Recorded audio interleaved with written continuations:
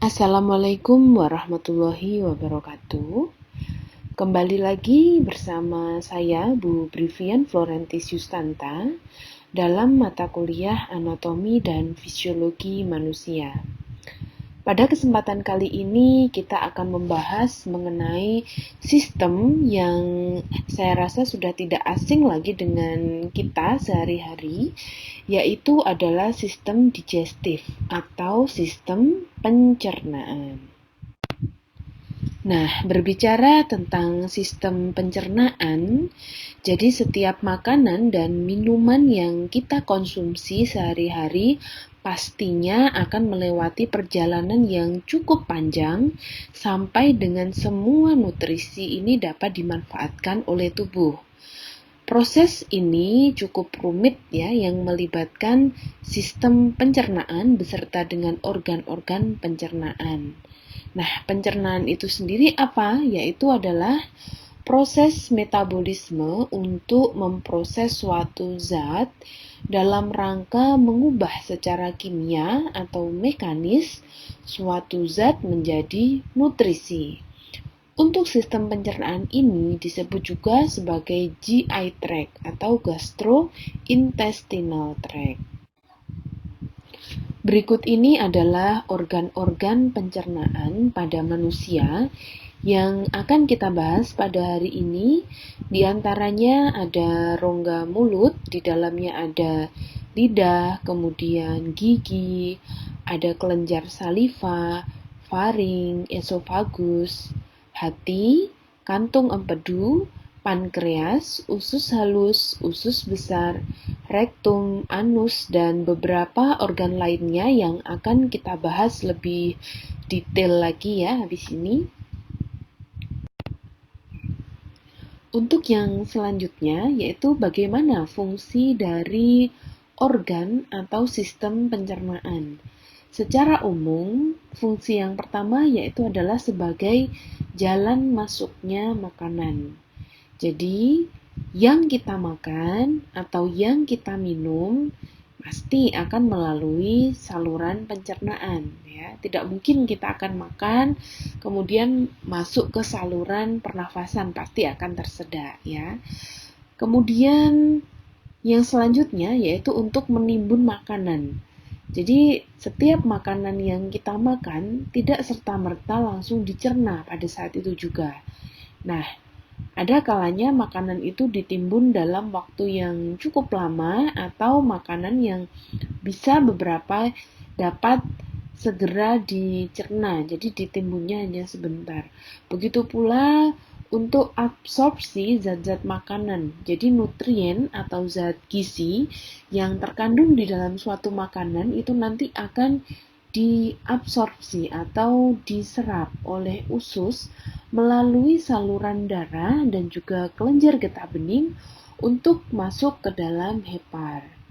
Kemudian yang terakhir yaitu adalah ekskresi ya, atau pengeluaran sisa-sisa makanan yang nutriennya tadi sudah diambil oleh tubuh sehingga ini istilahnya adalah tinggal ampasnya saja atau sisanya ya, dan harus dikeluarkan keluar dari tubuh. Nah, bagaimana ketika kita makan, itu proses apa yang terjadi di dalam tubuh kita atau di dalam organ pencernaan? Yang pertama, ketika kita makan, otomatis akan melalui mulut. Nah, di mulut itu akan terjadi proses ingesti dan juga proses mastikasi. Nah, apa bedanya? Proses ingesti itu adalah masuknya makanan ke dalam tubuh melalui mulut.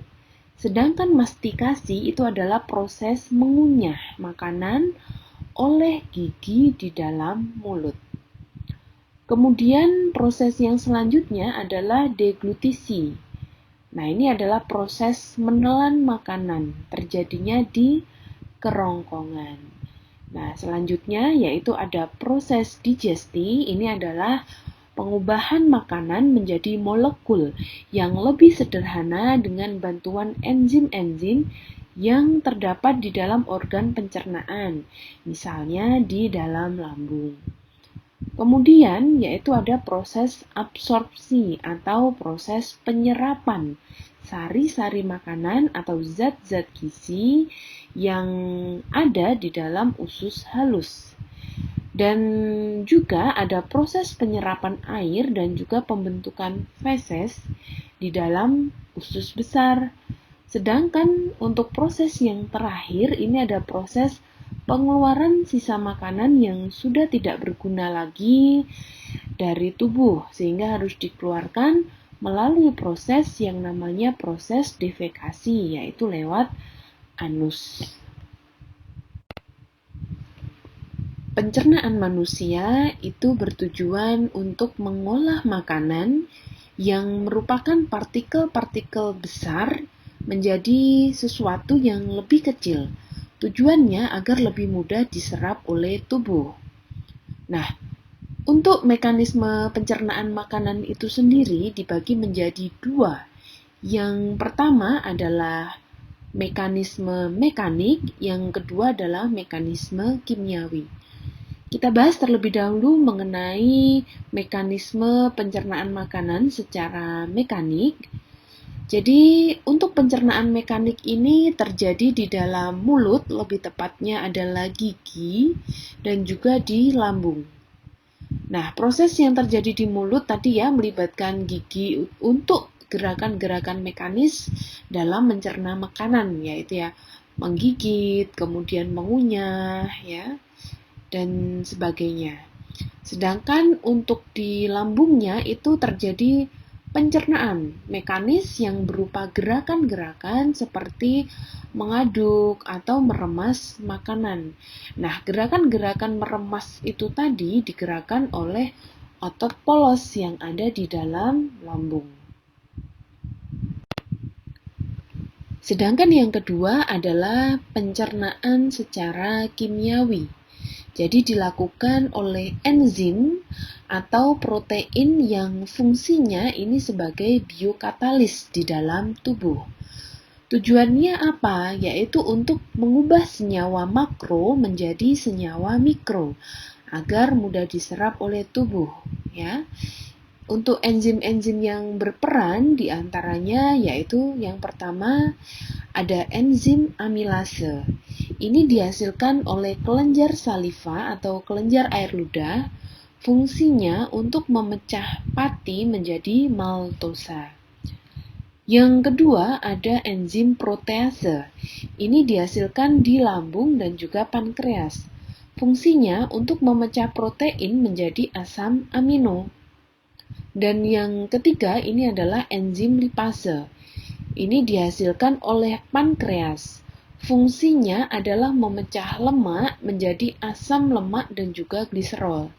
Dan yang terakhir ini ada enzim maltase yang diproduksi di usus kecil.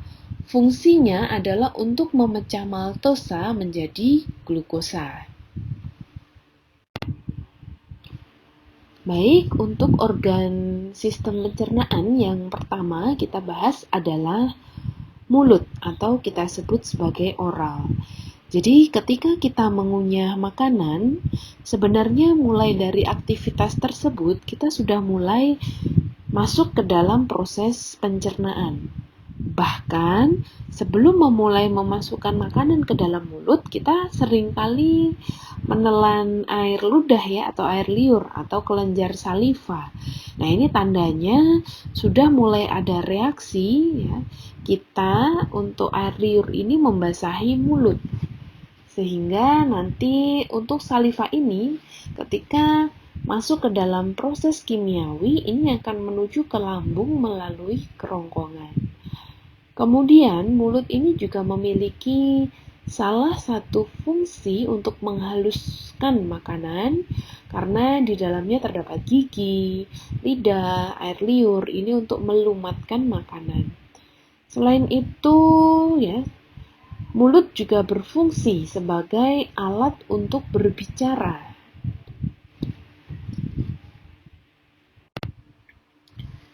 Nah, untuk selanjutnya masih di dalam rongga mulut, yaitu terdapat gigi atau dens. Nah, Berbicara mengenai gigi pada manusia, ini akan berbeda gigi pada anak-anak dan juga gigi pada dewasa. Nah, untuk anak-anak antara usia 2,5 hingga 3 tahun, itu biasanya terdapat 20 gigi utama yang sudah mulai tumbuh dan menetap sampai dengan usia 6 tahun. 20 gigi tersebut biasanya terdiri dari 4 gigi seri, 2 gigi taring, dan juga 4 gigi geraham di setiap rahang. Nah, setelah usia 6 tahun sampai 12 tahun, ini mulai berganti menjadi gigi dewasa, ya. Kebanyakan jumlah gigi orang dewasa ini terdiri dari 32 gigi yang permanen. Nah, gigi permanen itu terdiri dari 3 tipe. Ada gigi seri atau incisor, ada gigi taring atau kanina, ada juga gigi geraham, atau ada premolar dan juga molar. Fungsi dari masing-masing gigi ini juga beda-beda ya. Untuk gigi seri ini fungsinya untuk memotong makanan, gigi taring untuk mencabik-cabik dan mengoyak makanan, sedangkan gigi geraham ini fungsinya untuk melumatkan makanan. Nah, jumlah gigi orang dewasa tadi terdiri dari 4 gigi seri, kemudian 2 gigi taring, dan juga 4 gigi premolar, dan juga 4 gigi molar. Dan biasanya terdapat gigi bungsu pada masing-masing rahang. Nah, ini lebih detail ya gambarannya bagaimana letak atau posisi gigi premolar, kemudian gigi molar ya, ada taring dan sebagainya. Bisa dilihat di dalam gambar ini. Nah, ini perbedaan gigi pada anak-anak dan juga gigi pada dewasa. Sebagaimana tadi sudah saya jelaskan di awal bahwa antara gigi anak-anak dan juga gigi dewasa itu berbeda. Secara fungsi ya, dan juga kekuatan pun juga berbeda untuk gigi anak-anak dan juga gigi dewasa. Oleh karena itu, ketika proses pencernaan, anak-anak ini kadang beberapa makanan yang sulit untuk dilumat atau sulit untuk dikunyah, ini mereka masih belum dapat makan itu dengan baik. Sedangkan untuk gigi dewasa, karena jumlahnya sudah banyak, kemudian giginya juga sudah sempurna, sehingga untuk makanan yang lebih keras, ya, lebih kompleks, partikelnya lebih besar, ini akan lebih mudah untuk dilumat atau dicerna pada orang dewasa dibandingkan dengan anak-anak. Untuk selanjutnya adalah lidah atau lingua. Jadi lidah ini adalah kumpulan otot rangka yang ada di lantai mulut, di mana fungsinya untuk membantu mencerna makanan dengan cara mengunyah atau menelan. Fungsi lidah yang pertama adalah sebagai indera pengecap atau indera perasa. Jadi di dalam lidah ini ada yang namanya papila mame. Nah, papila mame inilah sebagai alat perasa untuk merasakan makanan, minuman, atau apapun yang masuk ke dalam mulut. Jadi secara umum lidah itu dapat mengecap 4 rasa yang utama, yaitu manis, asam, pahit, dan juga asin. Kemudian yang kedua adalah membantu proses menelan dan juga mengunyah makanan. Jadi setelah makanan itu dikunyah menjadi halus, maka lidahlah yang akan mendorong makanan itu masuk ke dalam tenggorokan, kemudian masuk ke dalam lambung dan diolah oleh organ pencernaan.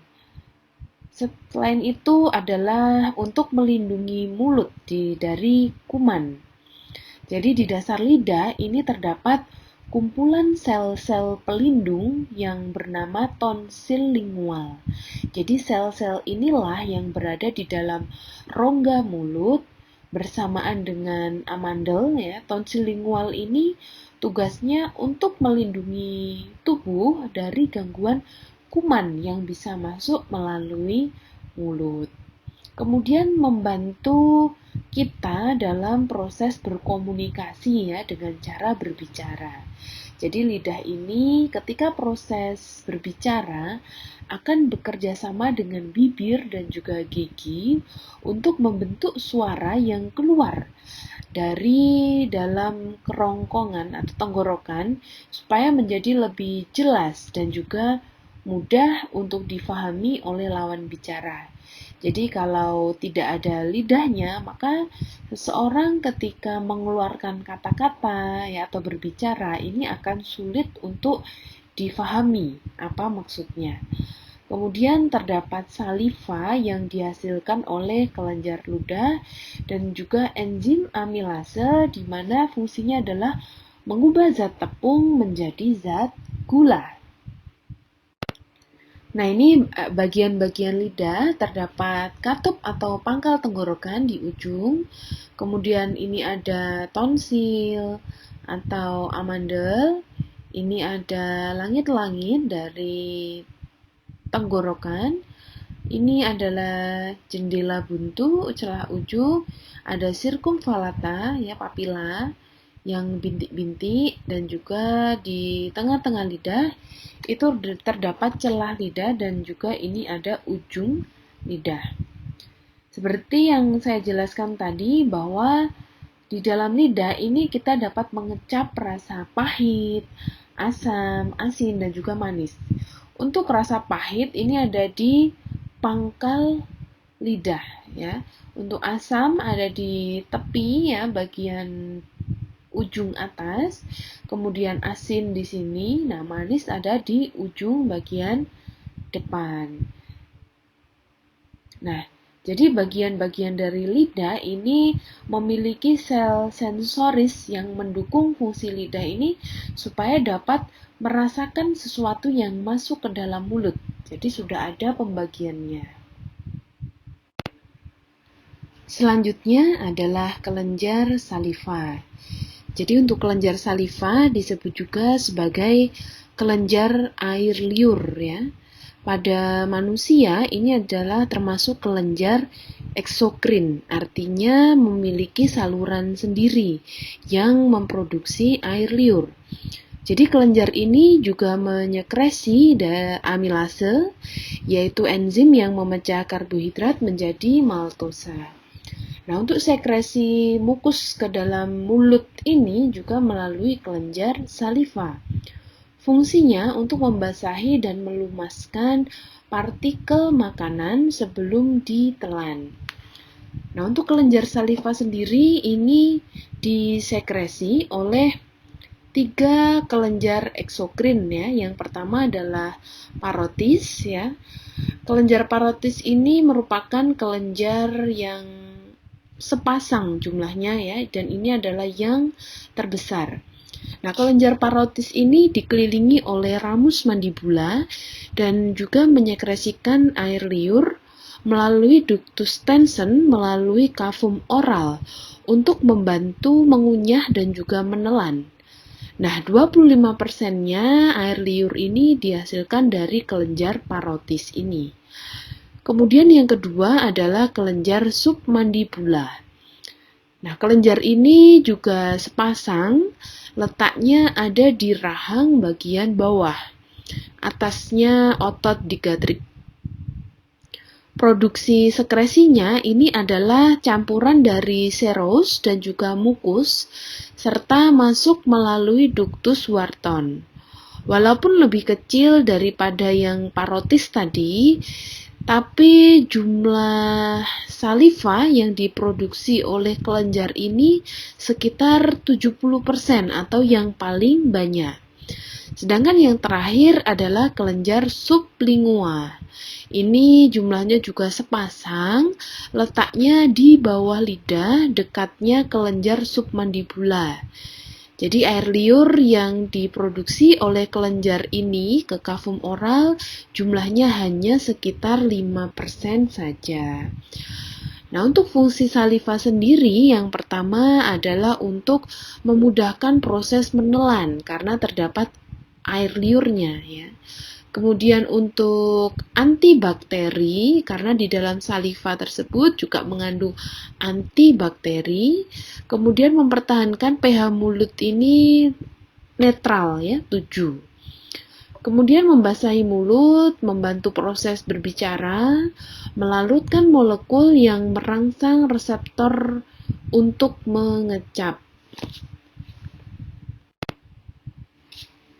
Nah, ini untuk selanjutnya ada faring dan juga esofagus. Nah, kemarin di sistem pernafasan kita sudah mempelajari tentang faring ya. Untuk fungsinya di dalam proses pencernaan ini, faring adalah sebagai jalan di mana akan dilewati oleh makanan pada saat menuju ke esofagus. Nah, ketika makanan yang telah menjadi lumat tadi masuk ke dalam tenggorokan, maka akan terjadi dua kemungkinan, yaitu makanan akan melewati jalan yang benar, yaitu menuju esofagus dan juga menuju lambung. Kemungkinan yang kedua adalah makanan ini dapat melalui jalur yang salah. Contohnya adalah jalur pernafasan, karena kita ketahui bahwa faring ini bisa sebagai organ pernafasan, bisa juga sebagai organ pencernaan.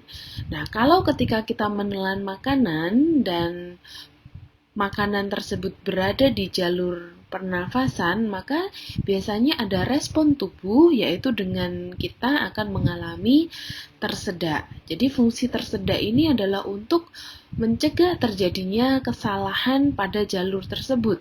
Maka di dalam tenggorokan terdapat yang namanya epiglotis ya, kalau masih ingat kemarin adalah suatu katup yang membuka dan menutup ya layaknya pintu sesuai dengan keperluan, bisa berfungsi di dalam saluran pencernaan maupun saluran pernafasan.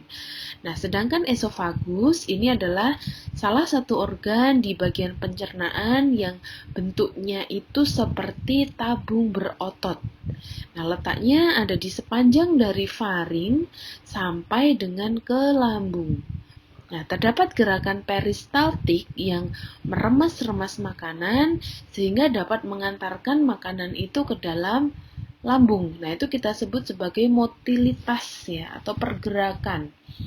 Nah, karena rangsangan reseptor dinding faring ya, supaya dapat bergerak tadi, kita sebut sebagai bolus. Selanjutnya adalah organ lambung atau kita sebut sebagai gaster. Nah, lambung ini ya terhubung dengan dua saluran di masing-masing ujungnya. Jadi ujung atas lambung itu terkoneksi dengan esofagus atau kerongkongan. Nah, saluran yang berbentuk tabung yang menjadi jalur masuknya makanan dari mulut. Untuk daerah pertemuan antara esofagus dan juga lambung kita sebut sebagai area gastroesofageal. Nah, itu merupakan area persimpangan. Kemudian yang kedua adalah bagian bawah lambung yang terkoneksi langsung dengan usus, yaitu organ yang bentuknya seperti selang panjang yang menghubungkan lambung dengan usus besar. Ujung pertama dari usus halus nanti ya akan kita bahas tersendiri, nanti ada duodenum, dan duodenum inilah yang langsung terkoneksi dengan lambung. Nah, untuk anatomi lambung sendiri ini dibagi jadi beberapa bagian ya. Ada bagian yang namanya kardiak. Nah, ini adalah bagian ujung lambung yang paling atas. Ini berhubungan langsung dengan esofagus. Kardiak ini menjadi tempat pertama kali masuknya makanan setelah dari kerongkongan. Nah, pada ujung lambung ini terdapat sfinkter kardiak, ya, cincin otot yang fungsinya sebagai klep untuk mencegah makanan yang sudah masuk ke dalam lambung supaya tidak naik lagi ke kerongkongan. Kemudian yang kedua ada fundus. Nah, jadi setelah masuk ke kardiak, makanan ini akan disalurkan menuju ke fundus. Nah, fundus ini apa? Ini adalah area yang bentuknya seperti lengkungan di atas lambung. Letaknya ada di bawah diafragma ya. Dan bagian lambung ini menjadi tempat makanan mulai mengalami proses pencernaan. Kemudian ini ada antrum. Nah, antrum ini adalah bagian terbawah dari lambung. Nah, kadang-kadang disebut sebagai antrum pylorus ya. Fungsinya adalah sebagai tempat menampung makanan yang sudah dicerna sebelum disalurkan menuju ke usus halus. Sedangkan pylorus ini adalah ujung dari lambung ya yang paling akhir atau paling bawah dan terkoneksi langsung dengan usus halus. Nah, di pylorus ini terdapat sphincter pylorus, yaitu cincin otot yang cukup tebal, di mana fungsinya sebagai katup yang mengatur keluar masuknya makanan dari lambung menuju duodenum. Nah, sphincter pylorus ini yang berfungsi untuk mencegah makanan yang sudah masuk ke duodenum agar tidak masuk lagi ke dalam lambung, ya. Nah, kemudian untuk lapisan pada dinding lambung ini sendiri ada lapisan mukosa, kemudian ada submukosa, dan juga ada serosa. Nah, untuk lapisan mukosa ini sendiri ini yang lapisan terdalam ya dari lambung, di mana langsung bersentuhan dengan makanan. Jadi ketika perut kosong, mukosa seperti gerigi yang disebut sebagai ruge ya. Jadi ruge ini adalah dinding-dinding lambung yang kasar ya, dia berkerut. Nah, ini akan memipih pada saat lambung ini dipenuhi oleh makanan.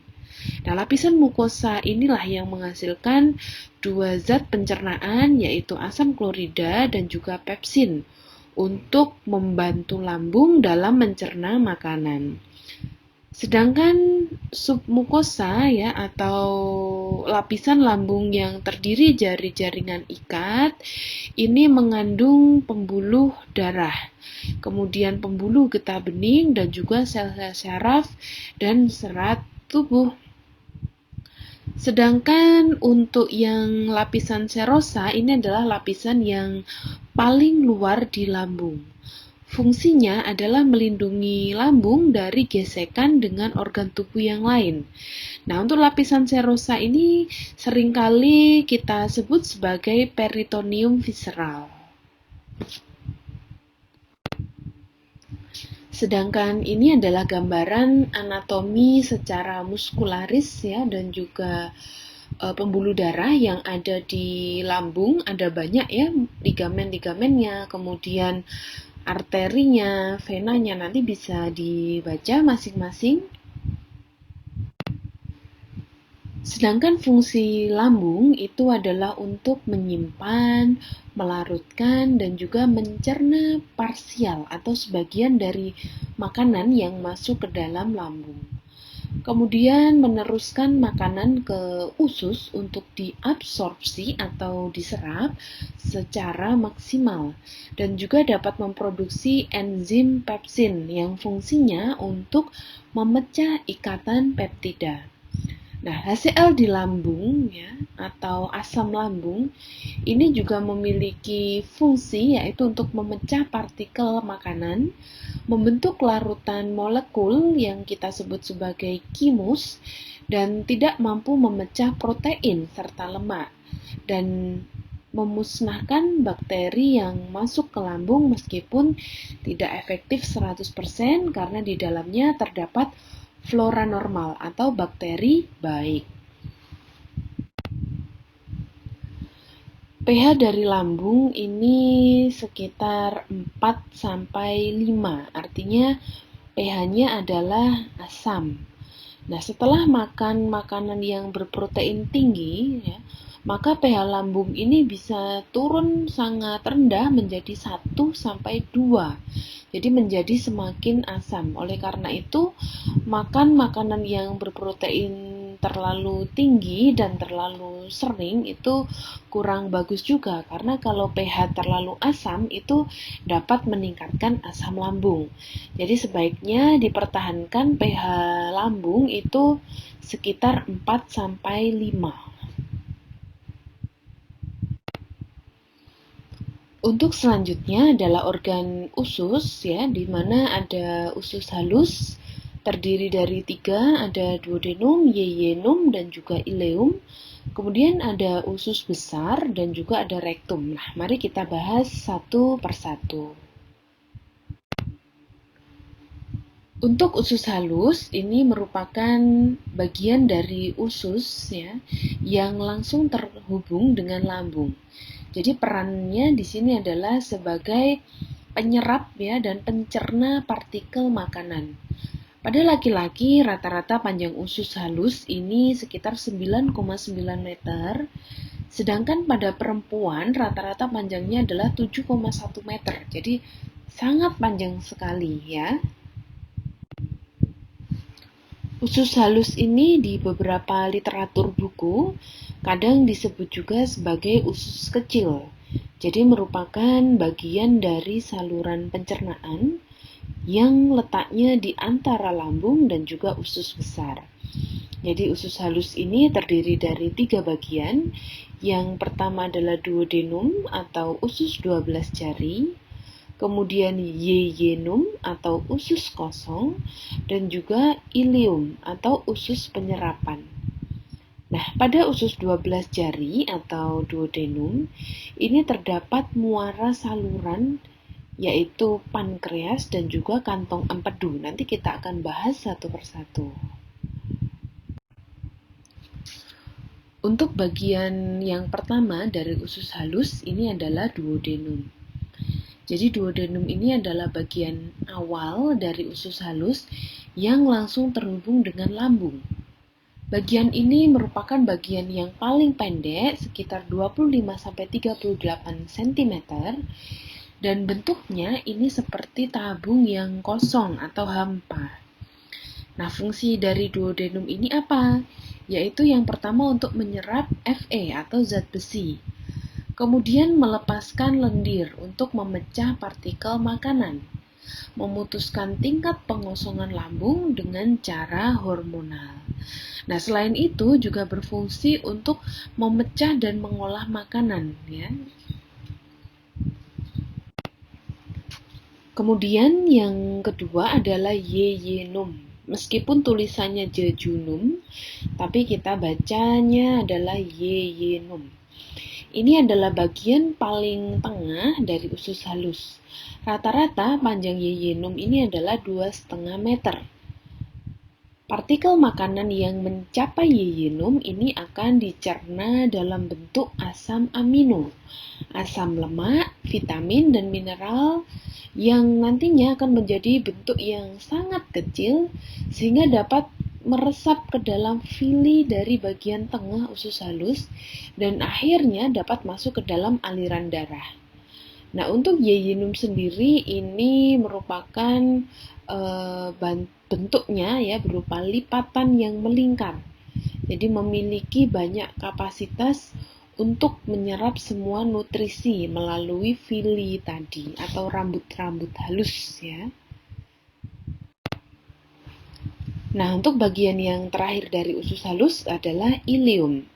Jadi ileum ini panjangnya sekitar 2-4 meter, di mana fungsinya adalah untuk menyerap garam, kemudian menyerap vitamin B, dan juga partikel makanan yang tidak dapat diserap di yeyenum, maka akan dapat terserap dengan baik di ileum selama ileumnya tidak bermasalah, ya. Nah, di dalam usus halus, ya, seperti tadi saya jelaskan bahwa terutama di dalam ileum itu terdapat banyak lipatan atau lekukan yang disebut sebagai jonjot-jonjot usus atau villi, jadi kayak rambut-rambut gitu, ya. Fungsinya apa? Yaitu untuk memperluas permukaan penyerapan supaya makanan itu dapat terserap secara sempurna. Baik, untuk selanjutnya adalah umbai cacing atau usus buntu atau appendix. Ya. Jadi appendix ini adalah organ tambahan pada usus buntu. Nah, kenapa kok disebut sebagai organ tambahan? Karena pada awalnya appendix ini dianggap sebagai organ yang tidak memiliki fungsi. Tapi sekarang dapat kita ketahui bahwa appendix ini ternyata berfungsi. Fungsinya apa? Yaitu sebagai organ imunologik dan secara aktif akan berperan dalam sekresi imunoglobulin atau membentuk kekebalan tubuh yang berisi kelenjar limfoid. Sehingga kalau ada seseorang yang mengalami radang usus buntu atau appendicitis dan mengharuskan untuk appendixnya diangkat, maka otomatis akan berpengaruh terhadap imunoglobulin dari orang tersebut ya. Orang tersebut akan memiliki imunitas yang lebih rendah ya dibandingkan dengan orang yang memiliki appendix yang normal. Appendix ini terbentuk dari kaesum yang terbentuk pada tahap embrio. Jadi appendix ini ukurannya rata-rata ya adalah 10 cm atau kisaran 10 sampai 20 cm. Nah, walaupun lokasi appendix ini selalu tetap ya, jadi untuk lokasi ujung dari umbai cacing ini antar orang bisa beda-beda ya. Ada di bagian retrokaesal ya, atau di bagian pinggang atau pelvis. Yang jelas tetap ya terletak di peritoneum, tidak akan berpindah di luar dari peritoneum. Organ selanjutnya adalah usus besar atau disebut sebagai kolon. Jadi makanan yang masuk ke dalam kolon ini adalah makanan yang tidak dapat terserap dan merupakan sisa yang akan keluar dari tubuh. Jadi sisa makanan tersebut akan berpindah menuju ke rektum ya, kemudian menuju ke anus. Nah, letaknya kolon ini di mana? Yaitu di antara appendix dan juga rektum. Nah, fungsi dari kolon ini sendiri untuk menjaga keseimbangan cairan dan elektrolit dengan cara menyerap air di dalam feses. Kemudian mengeliminasi sisa makanan, menyimpan feses dan juga ekskresi mukus, dan memelihara flora normal usus. Untuk usus besar itu sendiri sebenarnya terdiri dari 3 bagian ya. Yang pertama adalah sekum atau disebut sebagai usus bentu. Bentuknya ini seperti kantong yang menghubungkan ilium dengan kolon. Kemudian yang kedua ini adalah kolon. Kolon ini adalah bagian usus yang paling panjang sehingga dapat dibagi lagi menjadi 4 bagian. Yang pertama adalah kolon ascendens. Kolon ascendens ini letaknya di bagian kanan di dalam rongga perut. Kemudian ada kolon transversum. Ini letaknya melintang dari kanan ke kiri di bagian atas rongga perut. Kemudian ada kolon descendens. Ini letaknya di bagian kiri rongga perut. Dan yang terakhir ini ada kolon sigmoid, bagian akhir dari kolon yang langsung terhubung dengan rektum. Nah, dan yang terakhir ini adalah rektum, di mana di sana ada feses ya, di mana disimpan dan nanti akan dikeluarkan melalui lubang rektum. Nah, ini terkoneksi juga dengan anus ya, yang merupakan bagian dari usus besar yang paling akhir. Adanya pergerakan feses di kolon ini dapat memicu 2 reaksi. Yang pertama adalah proses pembentukan feses itu terjadi. Yang kedua adalah proses untuk buang air besar itu terjadi. Jadi kita bahas yang pertama terlebih dahulu, bagaimana proses pembentukan feses itu dapat terjadi. Jadi feses itu merupakan sisa ya, hasil dari proses pencernaan makanan yang memang sudah tidak diperlukan lagi. Sisa makanan itu akan masuk ke dalam usus besar dari usus halus dalam bentuk cairan.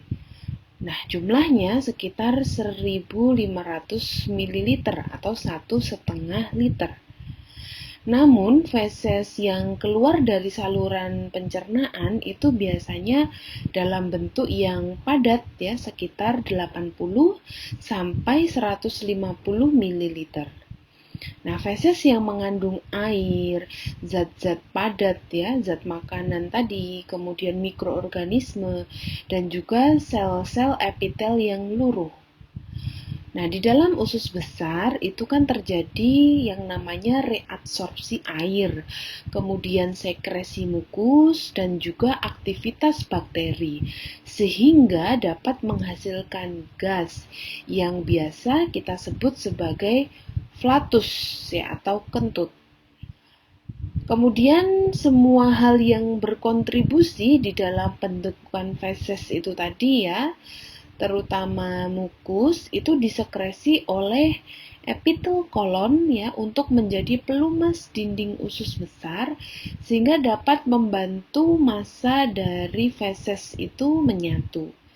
Dan mikroorganisme yang mengisi feses itu sekitar 30% ya dari feses yang terlihat.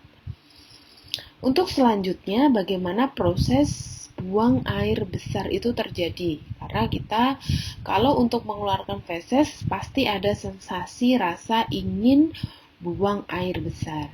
Nah, adanya makanan yang ada di lambung dan juga kimus tadi ya di usus 12 jari, maka akan merangsang pergerakan feses itu di usus besar. Nah, gerakan massa dari feses inilah yang berhubungan dengan syaraf-syaraf yang ada di usus. Gerakan ini nanti akan mendorong isi dari usus besar itu masuk ke dalam rektum. Nah, dengan adanya feses yang ada di dalam rektum itu tadilah yang akan merangsang refleks syaraf parasimpatis dan juga refleks lokal sehingga timbullah keinginan atau hasrat untuk defekasi atau buang air besar. Nah, kalau buang air besar itu ditunda, maka refleks BAB-nya ini maka akan semakin lama dan akan semakin menurun, sehingga dapat menyebabkan penurunan sensitivitas dari rektum. Nah, keadaan seperti ini yang akan menyebabkan seseorang itu sulit untuk buang air besar ya, dan juga gangguan keseimbangan dalam pengeluaran penyerapan cairan yang terjadi di usus besar. Nah, untuk organ yang terakhir ya, ini ada yang namanya rektum dan anus. Biasanya kita melihat rektum dan anus ini merupakan satu bagian yang tidak terpisahkan ya. Namun sedikit ada perbedaan. Nah, untuk rektum sendiri ini merupakan ruangan ya istilahnya yang menghubungkan antara usus besar dan juga anus. Dan sebagai fungsi organ pencernaan, ini fungsi dari rektum adalah menerima sisa makanan yang sudah berubah menjadi feses, kemudian disimpan di ruangan itu. Nah, saat ada feses masuk ke dalam rektum, maka sensor yang ada di area tersebut akan mengirimkan pesan ke otak, apakah feses tersebut perlu untuk dikeluarkan atau disimpan terlebih dahulu. Nah, sedangkan untuk anus, ini merupakan istilahnya pintu terakhir dari sistem pencernaan manusia. Untuk organ anus ini sendiri terdiri dari otot-otot yang fungsinya untuk menjaga dan menahan feses untuk keluar dari rektum jika belum saatnya. Jadi makanya ketika kita memiliki hasrat untuk buang air besar, kadang otot yang ada di sphincter ani ya di rektum kita ini bisa menahan, jangan keluar dulu. Nah, ini karena ada itu tadi ya. Nah, ini selain itu otot-otot yang ada di anus ini juga fungsinya salah satunya adalah mencegah kita untuk tidak buang air besar ya atau defekasi secara spontan pada saat tidur. Jadi untuk ketika tidur ya kita dapat menahan defekasi ya hasratnya tadi. Tapi ketika bangun nah sudah mulai terasa, nah mau tidak mau harus dikeluarkan ya. Nah, ini ada gambar yang menarik ya. Ada orang sedang buang air besar, satunya jongkok, satunya duduk. Nah, apa yang terjadi ya di antara keduanya ya? Ada perbedaan. Nah, ketika orang buang air besar dengan duduk ya, maka posisi rektum ya dan anus ini seperti terjepit. Sehingga feses yang keluar itu tidak bisa optimal. Artinya masih ada sisa dari timbunan feses yang masih tersimpan di rektum. Sedangkan apabila posisi kita adalah jongkok ketika buang air besar atau defekasi, maka rektum dan anus ini jalurnya akan terbuka lebar ya, relax atau tidak mengalami ketegangan, sehingga untuk keluarnya feses tadi bisa lancar ya, sehingga rektum menjadi kosong kembali ya, sehingga dapat diisi oleh proses-proses untuk pencernaan yang selanjutnya. Untuk selanjutnya kita akan pelajari mengenai kelenjar-kelenjar eksokrin pada sistem pencernaan, yaitu ada hepar atau hati, kemudian empedu dan juga pankreas. Yang pertama adalah hati atau kita sebut sebagai hepar. Nah, dalam gambar berikut, saudara dapat melihat bahwa hepar itu terdiri dari dua lobus, yaitu lobus kanan dan lobus kiri. Hepar ini merupakan organ yang paling besar di dalam tubuh manusia. Jadi beratnya diperkirakan sekitar 2,5% dari berat badan. Katakanlah berat badan adalah 50 kg, maka hepar itu beratnya sekitar 1,25 kg. Nah, letak hepar ini ada di bawah tulang rusuk ya, di dalam rongga perut bagian kanan. Makanan yang kita makan berupa glukosa, asam amino, vitamin, mineral, kemudian air, ini akan diserap oleh pembuluh darah kapiler di dalam vilus. Kemudian akan diangkut dari hepar ke dalam vena porta. Nah, yang di dalam hepar itu beberapa zat akan diubah ke bentuk lain dan yang lainnya akan diedarkan ke seluruh tubuh.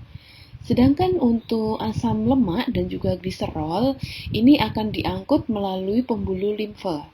Nah, bagaimana proses jalur degradasi mikromolekul lipid atau lemak dapat dilihat pada gambar berikut ya. Jadi, untuk degradasi asam lemak itu sendiri merupakan proses ya memecahnya asam lemak ini menjadi metabolit. Dan pada akhirnya akan menghasilkan asetil-CoA, di mana ini adalah molekul yang masuk melalui siklus asam sitrat dan berfungsi sebagai pemasok energi utama pada tubuh kita. Nah, awal dari jalur degradasi mikromolekul ini bermula dari asam lemak ya yang disimpan dalam sel lemak atau adipose yang akan diuraikan ya sebagai lipolisis. Dan lipolisis ini akan dilepaskan ke dalam aliran darah dan akan beredar ke seluruh tubuh. Nah, selama proses pemecahan ini menjadi asam lemak, lebih dari 75% asam lemak ini akan diubah kembali menjadi glyceraldehyde trifosfat atau kita sebut sebagai pirufat. Sedangkan untuk asam lemak yang jenuh dan juga asam lemak yang tidak jenuh, ini akan melalui proses yang namanya oksidasi beta ya atau beta oksidasi. Nah, ini dari asam lemak ya, melalui 4 langkah yaitu oksidasi, hidrasi, kemudian tiolisis, dan yang terakhir adalah produksi dari asetil-CoA. Ini merupakan produk akhir dari beta oksidasi, di mana molekul masuk untuk siklus asam sitrat. Nah, kalau asam lemaknya ini adalah rantai nomor ganjil, maka produk akhir dari beta oksidasi ini kita sebut sebagai propionil-CoA. Nah, ini nanti akan saudara bahas lebih detail di mata kuliah biokimia ya. Fungsi dari hepar ini sangat banyak sekali ya di dalam tubuh kita. Di antaranya yang pertama untuk regenerasi dari sel darah merah. Jadi sebelum sel darah merah ini beregenerasi, maka sel darah merah ini akan dihancurkan terlebih dahulu. Nah, tapi tidak semua sel darah merah ya yang dihancurkan, tapi sel darah merah yang sudah tua. Nah, proses penghancuran sel darah merah yang sudah tua inilah yang membuat feses kita berwarna gelap ya atau kecoklatan. Nah, kalau feses itu berwarna pucat atau putih atau bahkan urin itu warnanya menjadi gelap, maka ini adalah suatu pertanda bahwa ada masalah di hepar. Contohnya misalnya mengalami hepatitis ya yang disebabkan oleh virus. Nah, selain indikasi dari warna feses dan juga warna urin tadi, adanya masalah di hepar itu dapat kita ketahui dari warna mata dan juga kulit. Ini biasanya menjadi kekuningan ya atau disebut sebagai penyakit kuning atau jaundice. Nah, ini terjadi karena penumpukan bilirubin.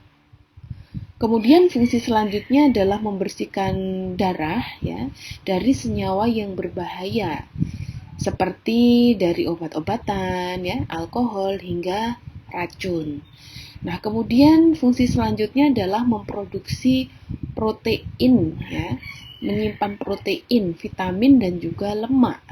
Ya, contohnya adalah albumin. Albumin ini merupakan bagian dari protein ya yang fungsinya menjaga cairan di dalam sirkulasi tubuh.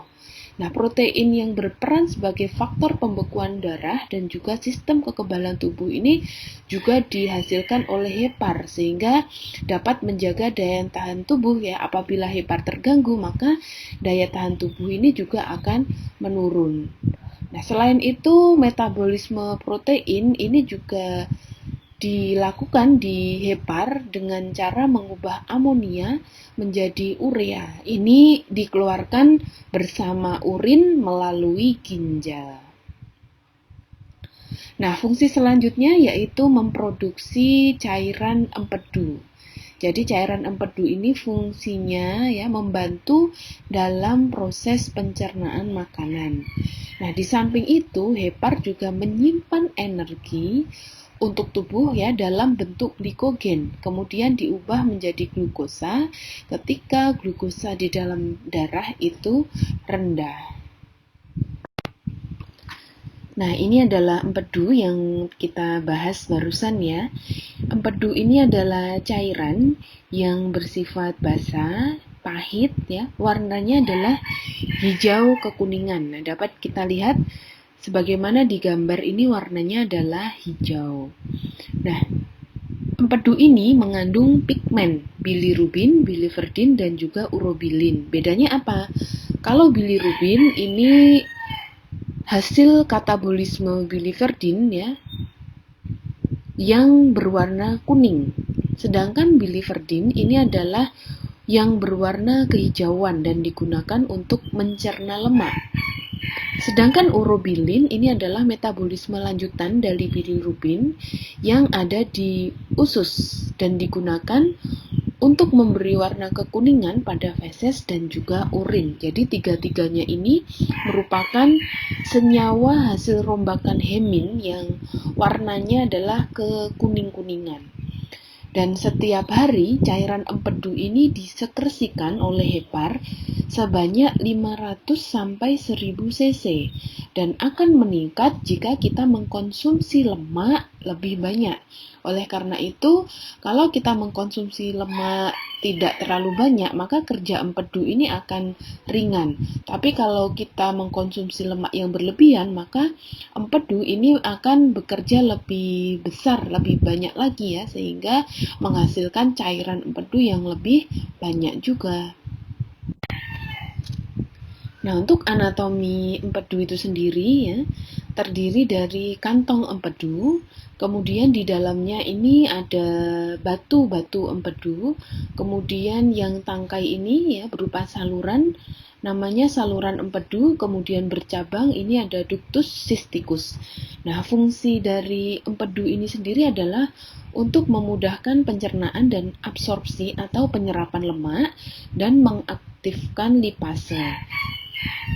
Empedu ini disimpan di dalam kantong empedu dan dilepaskan ke usus 12 jari untuk membantu proses pencernaan makanan. Nah, kantong empedu itu sendiri letaknya ada di dalam lobus bagian bawah hepar yang panjangnya sekitar 8-12 cm. Untuk kapasitas sendiri adalah sekitar 60 ml. Nah, untuk yang terakhir ini adalah pankreas. Pankreas ini adalah organ yang bentuknya runcing, letaknya ada di belakang rongga perut dengan panjang sekitar 18-25 cm pada orang dewasa. Untuk sisi kanan pankreas ini disebut sebagai kepala pankreas. Ini merupakan area terluas dari pankreas dan terletak di lengkungan duodenum, yang merupakan bagian pertama dari usus kecil. Kemudian sebelah kirinya ini lebih runcing ya. Kemudian meluas sedikit ke atas, ini disebut badan pankreas. Dan berakhir di dekat limfa ya, ini adalah ekor pankreas. Jadi menempel di limfa. Pankreas ini letaknya di kuadran kiri atas abdomen, sedangkan bagian kepala atau kaput ini menempel di duodenum, dan produk enzim yang dihasilkan oleh pankreas ini akan keluar ya ke duodenum melalui saluran pankreas. Ini ada dua. Nah, yang pankreas yang sehat ini akan memproduksi enzim dan juga hormon dalam jumlah dan waktu yang tepat ketika kita makan. Nah, dikarenakan pankreas ini terdiri dari dua kelenjar, yaitu kelenjar eksokrin dan juga kelenjar endokrin, maka fungsi pankreas sendiri ada dua. Yang pertama adalah menghasilkan hormon. Nah, hormon ini dihasilkan oleh kelenjar endokrin ya, yang terdiri dari pulau Langerhans, kemudian mengeluarkan hormon ke dalam aliran darah. Hormon-hormon yang dihasilkan yaitu ada hormon glukagon, ini untuk menambah kadar gula darah dan mempercepat tingkat pelepasan dari hepar. Sedangkan hormon insulin ini fungsinya untuk mengurangi kadar gula dengan mempercepat aliran glukosa ke dalam sel pada tubuh, terutama di otot. Nah, insulin ini juga yang merangsang hepar untuk mengubah glukosa menjadi glikogen, kemudian menyimpannya ke dalam sel-sel. Sedangkan untuk kelenjar eksokrin ini akan mengeluarkan enzim pencernaan. Enzim pencernaan ini akan disekresikan ke dalam jaringan dari saluran yang bergabung dengan saluran utama, yaitu pankreas. Baik, materi sudah selesai. Untuk selanjutnya yaitu adalah post-test, di mana di dalam post-test ini saya akan memberikan beberapa soal agar saya dapat mengetahui sejauh mana saudara memahami apa yang saya sampaikan mengenai sistem pencernaan atau sistem digestif. Silahkan tulis jawabannya di lembar kertas, kemudian tulis nama, NIM, ya, kemudian jawaban. Ada 12 soal, tulis langsung jawabannya. Kemudian jawaban tersebut silakan difotokan ke WA saya secara wapri ya, tidak usah di dalam grup, sehingga nanti saya akan menilai ini sebagai penilaian tugas. Untuk waktu pengerjaan saya beri waktu 15 menit. Silahkan dikerjakan mulai dari sekarang hingga 15 menit ke depan. Berikut soal post-test nomor 1 hingga nomor 7. Yang pertama, sebutkan nama organ tempat masuknya makanan dan dimulainya proses pencernaan makanan, di mana makanan dikunyah hingga menjadi bolus. Soal nomor 2, sebutkan organ yang memproduksi saliva yang mengandung enzim amilase. Soal yang ketiga, yaitu sebutkan organ di mana organ tersebut merupakan jalur makanan menuju lambung dengan bantuan gerakan peristaltik. Untuk soal yang keempat, ini adalah organ yang memproses pencernaan makanan oleh enzim protease dan juga asam lambung. Soal yang kelima, yaitu sebutkan organ yang memproduksi enzim pencernaan. Soal yang keenam, sebutkan organ yang memproduksi cairan empedu. Soal yang ketujuh, sebutkan nama organ di mana organ tersebut fungsinya untuk menyimpan cairan empedu sebelum dilepaskan ke duodenum. Untuk soal yang ke-8, yaitu adalah nama organ di mana organ tersebut sebagai tempat makanan bercampur dengan cairan empedu dan juga enzim pencernaan lainnya. Soal nomor 9, yaitu organ di mana sebagai tempat penyerapan atau absorpsi zat makanan ke dalam darah dan juga limfa. Soal nomor 10 merupakan organ tempat penyerapan kembali atau reabsorpsi kandungan air yang terdapat pada sisa zat makanan.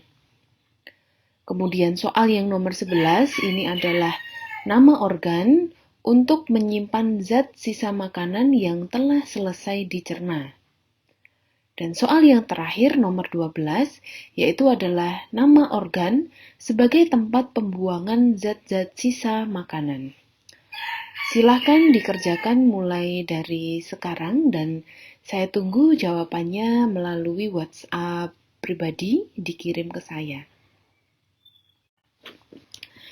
Baik, demikian untuk materi anatomi dan fisiologi dengan topik sistem pencernaan atau sistem digestif. Nah, materi ini merupakan materi pokok yang dapat saudara kembangkan sendiri. Jadi, terus membaca literatur, buku-buku anatomi dan fisiologi sehingga pengetahuan saudara akan terus berkembang dan meningkat dari hari ke hari. Demikian untuk pertemuan hari ini saya akhiri dan kita akan bertemu di pertemuan selanjutnya. Wabillahi taufiq wal hidayah. Wassalamualaikum warahmatullahi wabarakatuh.